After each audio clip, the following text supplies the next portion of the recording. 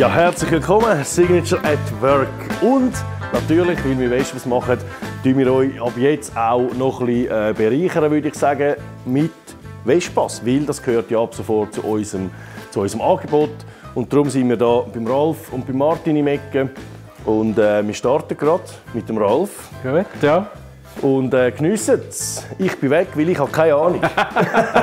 Das ist ein Supersport 180 Motor.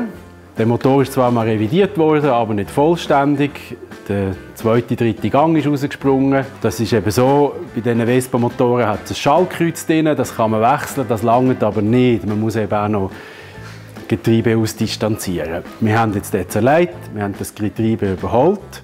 Ihr seht, da hat es eine Flightdeck-Zündung drauf, eine Pinasco-Zündung. Die funktioniert soweit. Das Elektrische war aber ein Riesenchaos. Falsche Stecker, Wackelkontakt, blinde Kabel, grüne Kabel mit blauen Kabel verbunden. Das haben wir jetzt auch alles wirklich aufgeräumt, sauber verdrahtet, sauber angeschlossen, überall die richtigen Steckerli gemacht. Der Kolben hat angefressen, der hat zu wenig Spiel gehabt. Wir haben jetzt einen neuen Kolben reingemacht. Wir haben ja eine hauseigene Hohnmaschine, wir honen so Zylinder selber hohnen. Und da kommt jetzt ein Kopf drauf mit mehr Verdichtung und einem optimierten Brennraum. Das wird noch mal ein bisschen mehr Drehmoment geben und vielleicht auch noch das ein oder andere PS. Revidiert, neue Kurbelwellen, neue Kupplung. Wer sich auskennt bei diesen Motoren, der Kurbelwellenstumpf ist konisch. Das ist ein selbsthemmender Konus. Das heisst, wenn man das einmal sauber montiert, dann klebt der Konus eigentlich fest. Und darum braucht es dann auch einen Abzieher, um das wieder auseinanderzunehmen. Bei Nachbauteilen stimmen halt die Winkel nicht ganz genau. Wir haben die Kupplung mit Ventilschleifpasten auf die Kurbelwelle aufgeschliffen, bis es vollständig dreht. Wie der Kunde hat mir eben am Telefon noch gesagt, ja, wir müssen dann gut schauen. Wir haben die Kupplung etwa schon 3-mal abgeschert. Und das ist genau das Problem. Also auch das haben wir jetzt erfolgreich behoben. Wir warten im Moment noch auf den Motor, auf den Kopf, der sollte diese Woche kommen. Dann bauen wir das Motor ein und hoffen, dass wir dem Kunden schon bald die Vespa übergeben können. Und ich bin ziemlich sicher, er wird sehr glücklich sein damit. Also, das wäre es heute von mir. Premiere, ja. Jetzt können wir noch zum Martin schauen. Der Martin tut nicht mehr so viel Töpfe schrauben. Er tut jetzt vor allem mir helfen, da die Vespa-Abteilung beim SICK, dass wir da schön schnell liefern können, dass ihr nicht mehr so lange warten müsst wie früher. Martin! Kannst du mir schnell helfen da? Ja, ich schlafe nicht, zieh mich mal raus da. Hoi miteinander! Ja. Wie ihr seht. Ja, wir haben natürlich noch keine Bühne mit für 3 Genau. Wir arbeiten daran. Das war eigentlich klar gewesen, wenn wir Vespas machen, dass der Martin dann ins Team Vespa übergeht, oder? Und das ist jetzt soweit. Du bist jetzt seit ein paar Wochen am Vespa-Schrauben. Genau. Jetzt geht ab. Genau. Erzähl mal ein bisschen, was du da treibst genau. unter dem Ding. Das ist jetzt eben auch eine neue Erfahrung. Das erste Mal an einem AP. Und es macht wirklich Spass mit dem Ralf zusammen. Ich bin jetzt da gerade am Hauptbremszylinder ausbauen. Da unten ist gerade angemacht noch der Bremslichtschalter. Aber der Hauptbremszylinder der funktioniert irgendwie nicht. Der hat den Druck gar nicht hintergegeben an die Bremse, sondern hat über den Deckel alle Bremsflüssigkeit rausgetan. Jetzt da machen wir doch mal das Türchen auf. Dann gehe ich da mal schnell. So, dann haben wir hier den Patient, den Hauptbremszylinder. Das Teil hier geht eigentlich durch das Chassis durch. Und der Bremslichtschalter ist da hinten angeschraubt.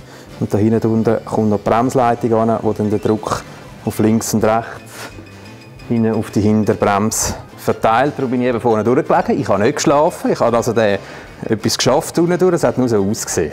Ich habe ihn jetzt auseinandergenommen, wie ihr seht. Er hat wirklich unter der Presse, wie der Kolben, das ist eigentlich innen durch. Wie ihr seht. Das ist so da rein. Und da vorne kommt eine Kolbenstange rein, die über das Bremspedal dann den Druck aufbaut für die Hinterbremse. Und wenn ihr jetzt seht, das ist völlig oxidiert. Jetzt gibt es 2 Möglichkeiten. Entweder wir kommen einen neuen über, ist jetzt der Ralf, der hat da Beziehungen auch zu dem Zeug natürlich alles, kennt da Leute, die das haben oder weiss, wo wir es überkommen. Entweder schauen wir jetzt ob wir da einfach die Dichtungen einzeln überkommen, wie ihr seht, das sind alles Gummidichtungen, die abdichten.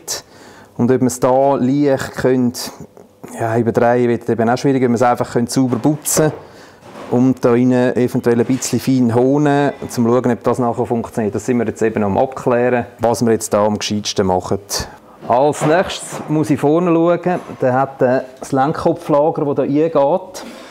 Hat Spiel. Das müssen wir mal ausbauen, mal schauen, wie das aussieht, wieso das Spiel hat. Das heisst, ich darf jetzt noch ein bisschen weiter am Boden arbeiten, aber das haltet jung, das macht überhaupt nichts. Was wir auch noch machen müssen, da können wir jetzt schnell... Warte, ich mache die Türen auf, dann kannst du von da an. Jetzt als nächstes muss ich da auf dieser Seite dann die Zündung umbauen. Die bringt jetzt, die drin ist, bringt zu wenig Leistung für die Batterie. Also die Batterie wird zu wenig geladen. Dann führen wir ihn noch vorführen in der Schweiz. Das Fahrzeug ist in der Schweiz noch nicht zugelassen. Das heisst, wir müssen den Rest alles schauen. Das Licht, den Blinker, die Hupe, alles, was wir auch gesehen haben, unten durch den Auspuff müssen wir abdichten. Der ist nicht dicht. Aber es macht richtig Spass. Und ich bin dann auch mal gespannt. Gefahren bin ich noch nie mit dem Ding. Nimmt mich dann Wunder, wenn wir mal fahren können, wie sich das so anfühlt. Ich hoffe, dass wir nicht kippen dann, aber ich denke es nicht. Dann wäre es das von meiner Seite gewesen. Ich danke euch für die Aufmerksamkeit und ich würde sagen, es geht weiter bei Marco. Der hat noch etwas über die Töffel zu erzählen. Dankeschön und einen schönen Tag. So blöd, der Kurzschutzlappen kommt im Weg. Willkommen bei mir. Ich sehe hier gerade einen Puch Velux mit dem X30-Motor, den ich hier gerade auf der Bühne habe. Wir dürfen den komplett restaurieren. Das heisst, alles zerlegen, frisch lackieren, ein bisschen neues Design. Und ja, jetzt sind wir da wieder am Zusammenmachen. Und jetzt habe ich hier gerade eine Improvisation. Da kennt ihr vielleicht, wenn das Hinterrad nicht schön gerade drin ist, dann laufen die Töffel immer so versetzt. Das sieht immer so kurlig aus. Man merkt es auch, wenn du mit Balance loslässt, dann kann der Vater nämlich auf eine Seite. Weil jetzt die Schienen gerade besetzt sind, kann ich jetzt hier ein bisschen improvisieren. Jetzt habe ich halt den Wasserwatt genommen. Geht auch.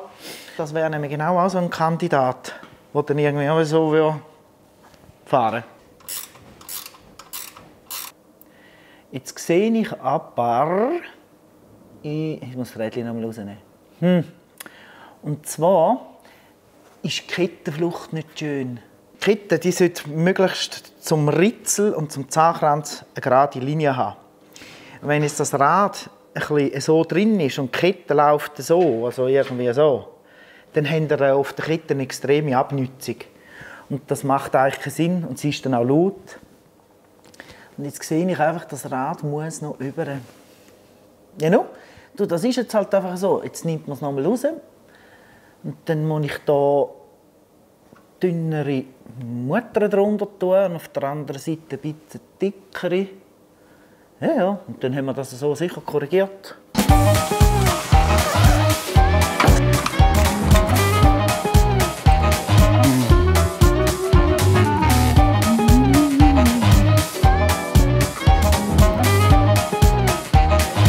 Ui. Ja.